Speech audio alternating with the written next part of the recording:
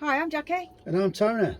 and this week we are going to be talking about the differences between campervans and motorhomes, because we've always wanted a motorhome, haven't we? We have. We've been looking for Bailey of Dom, actual favourite, isn't it? Yeah. Yeah, well, we But toyed we're a with the long way off idea from that. of living in it because we just fell in love with it. But we got the campervan as an interim, and we love the campervan. But there are some big differences in it which we've learnt along the way. Pros and cons to both, to be honest. So let's discuss. So I think. So let's start with the parking. Yeah, parking. So obviously this vehicle is easier to park than a big motorhome. You can go to the normal shopping in it, which we do, and it just fits in a normal space, doesn't it? Yeah. And Tony goes to work in it as well, and we use it as a vehicle a lot, don't we? We do potter It's just around like in an it. everyday car, isn't Yeah, it? whereas with a motorhome, you won't be able to do that so much. So one for the van then, tick for the van. Yeah. So yeah, that's the good thing. Also the storage as well of the camper van. Some people, if you've not got a very big driveway, you're going to put it in storage or whatever.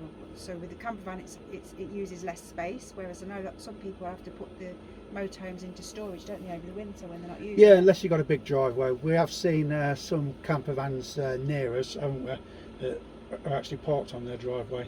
Yes. So, yeah. Yes. But this, as Jackie says, this van is easy to park. Easy to store. And easy to store. Tick for the van. Tick for the van. Narrow lanes is another thing we were talking about.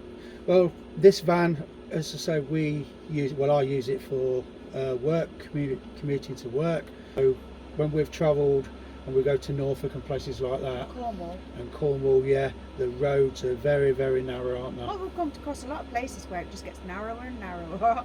And we find it difficult. So with the motorhomes, I don't know generally how you find them driving with them, as well as the height restrictions.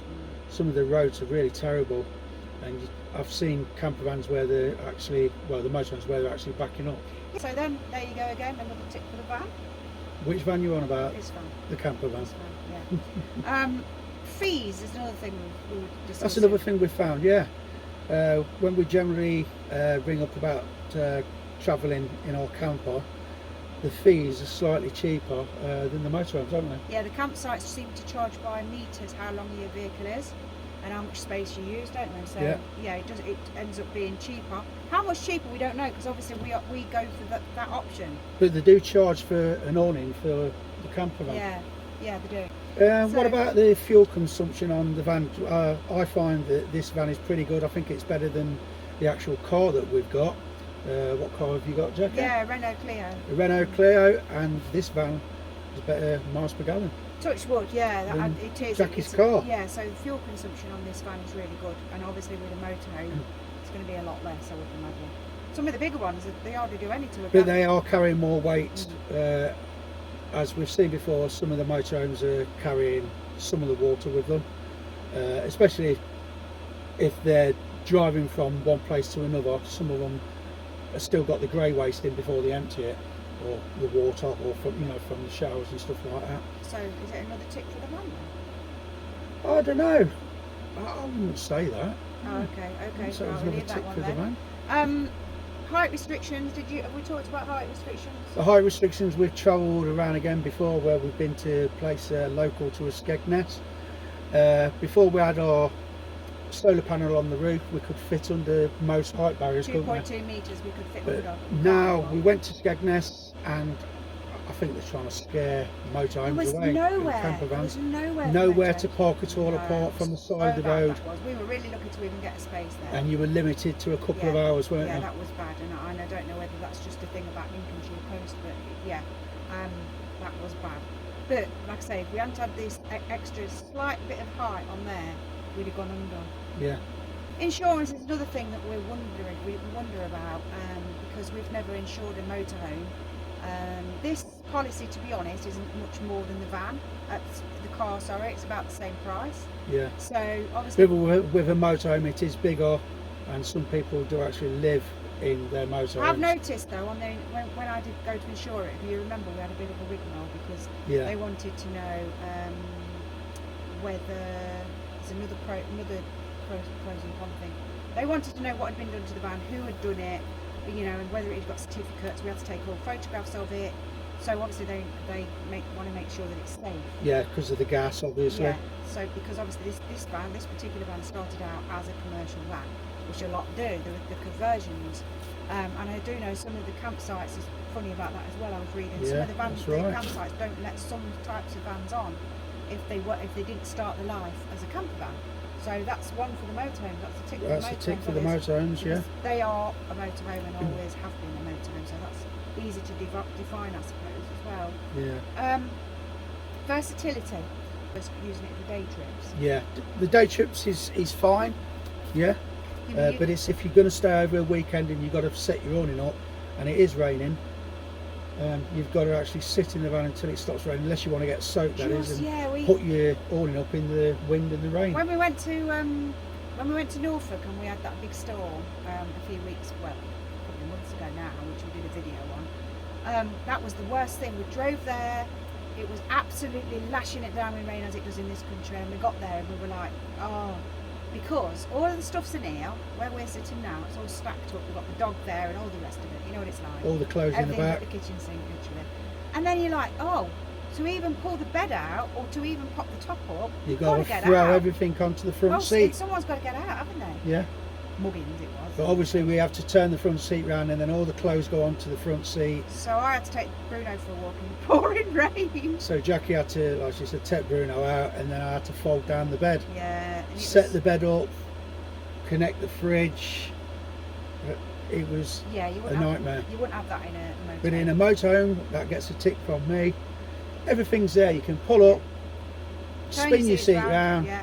If it's raining outside, get the kettle on. Everything's there already, isn't it? It's there already. The bed's made up. All the clothes finally put away into the wardrobe.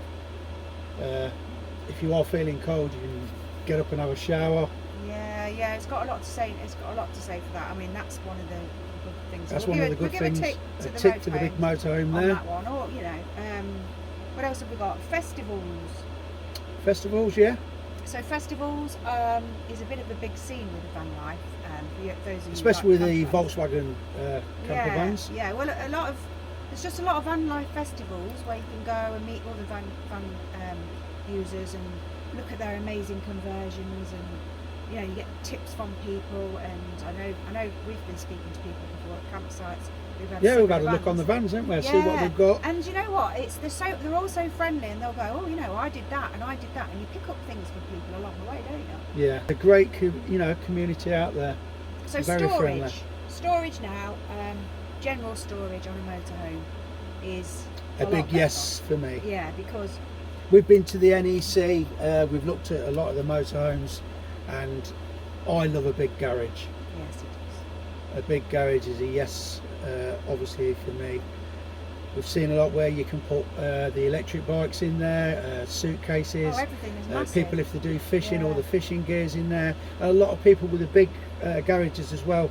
They put a lot of the wet clothes when they've been hiking and walking. They've even got their own sockets inside. Yeah, they've got the rails in there to hang the washing in there if it's too wet to dry outside. A massive garage gets a yes from me. The one, you know, I wasn't going to mention our favourite one, but I've got to mention this. The Bailey Adamo that we like has got exactly that. It's got the big garage, and not only that though, you can actually get to the garage from the inside. From the inside, yeah. Yeah, one of the cupboards opens in the bedroom and it leads to the same place, and I think that's an amazing idea, because again, if it's pouring rain and you've got something in the garage that you want, you don't want to be getting out, walking all the way around. You can, if you pack correctly, you could be getting it from the inside without going out. So yeah, and that's got drop down beds, and the storage is amazing all the way around. You've got your cabinets, which are all the way around the front, aren't there? Yeah. There's a wardrobe there. You've got storage in your bathroom. So much more space than what we've got in these vans. I mean, you've seen the vans. We've got the little drawers there for the cutlery. We've got a storage space under there. That's for the awnings in the tent. And then obviously you get the space underneath your passenger seat because it lifts up, and there's a bit of space underneath the bed, and obviously at the back. But generally speaking, there's never enough space, is there? But in the motorhomes, we've seen it online, and the NEC where we've been, we've got underfloor storage as well. Wine. Yeah, for the wine and Yeah, Obviously, why a few of the bother? tanks are underneath to get to the water tanks and the wiring if anything's wrong. But generally, there's loads of storage under the floor, Yeah, and a lot of them have got underfloor heating as well. And they have got literally proper cookers, proper hobs, full size, and they've got workspace there for you to cook. All of the drawers, you can keep all your pans, pots, pans, everything. And that's another thing with the cooking facilities, like you say. Yeah. We've got this little cooker here. If it is raining, we can cook inside. The motorhomes have got the built-in microwaves. As Jackie says, the fridge, freezer. Yeah, fridge, yeah. Some of them have got full-size ovens to cook in there. But generally, when we do go away, when it is nice, we do see a lot of motorhome people cooking outside anyway. Well, I think everybody wants to be outside as much as they can. And that's what it is for, generally, outside living and camping. Exactly, yeah. So I do understand it, but when you have to stay inside in a vehicle like this, especially when you've got a great big horse or a dog like we've got. The motorhome gets a tick from me for that. To be fair, we've seen families of 4 in these. Yeah. And I think, oh my word, how do they manage? But they're obviously more used to it than us, because we're getting better, but we were ridiculous at the beginning, weren't we? Oh, we'd take terrible. things with us and we couldn't find them. So there's our fridge. There's our hob. There's our little TV. There's our heater. microwave. There's our heater. And there's our fridge freezer. Yeah, generally storage is on the motorhome is just right up there. They've got a massive tip from me. Yeah, so there's more living space as well.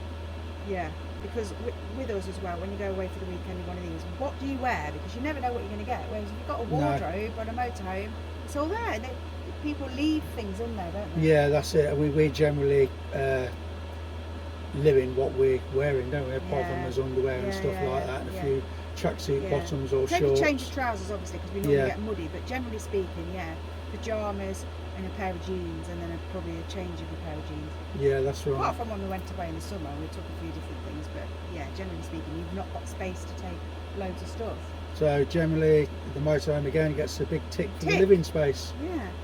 So I mean, all in all, then the van's not done too bad out of it. But you couldn't live in it. So you do, I suppose, adapt to your space around you, don't you? Yeah. But well, we do get, creature comforts, as get complacent with what you got. Yeah, you do. You get used to your running water. We take it for granted. Your running water, your toilet, your shower. You pop in the kitchen and you just put the kettle on, and you fancy something to eat. In the cupboard. Again, you see, that's all motorhome. You're restricted with motorhome stuff, ain't you? The motorhome, you would be able to do that. You've got more water, you've got your shower, etc., etc. Yeah. Whereas with us, we could survive for one night, not on a campsite without electric, but when it comes to the shower, if it hasn't got a shower facilities there, anything like that. That's the difference, you see. You got a weekend thing, it's great. But if you wanted to try and live in it or go for months and months at a time, maybe this would be too small, I think. Yeah, maybe if you're going for a week or so, 2 weeks, you'd be okay travelling it. But like you said, there's limited space with the clothes you'd have to take. So you'd be doing a lot of washing. You do washing at the sites. That's not a problem. Yeah. But it's and you've got to really really like the person that you're camping with, because you're stuck with them. Yeah.